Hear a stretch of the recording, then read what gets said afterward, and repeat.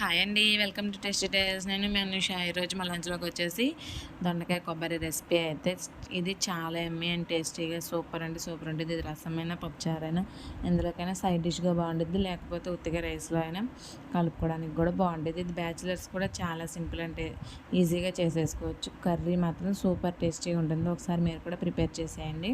First stove వెలిగించుకొని బాండీ పెట్టి బాండీలో 4 స్పూన్స్ ఆయిల్ వేసుకొని ఆయిల్ బాగా హీట్ అయిన తర్వాత అందులోనే 1 స్పూన్ తాలింపులు, 1 స్పూను జీలకర్ర, 3 వెల్లుల్లి రెబ్బలు, 2 ఎండుమిర్చి వేసుకొని బాగా వేపుకోవాలి. అలా వేపిన పోపులోకి సన్నగా కట్ చేసుకున్న ఒక ఉల్లిపాయ ముక్కల్ని వేసుకొని అందులోకి ఉల్లిపాయలు బాగా మగ్గిన తర్వాత అందులో 1/2 కేజీ దొండకాయ ముక్కల్ని సన్నగా కట్ చేసుకున్నవి వేసుకొని టేస్ట్ సరిపడా సాల్ట్ వేసుకొని 1/2 స్పూన్ పసుపు వేసుకొని మూత పెట్టి బాగా మగ్గించుకోవాలి. అలా మగ్గించుకున్న దొండకాయ ముక్కల్లోకి 1 స్పూన్ కారం వేసుకొని కారం కూడా బాగా మగ్గిన తర్వాత అందులోనే తురిమి పెట్టుకుని కొబ్బరి పొడి వేసుకుంటే అంతే.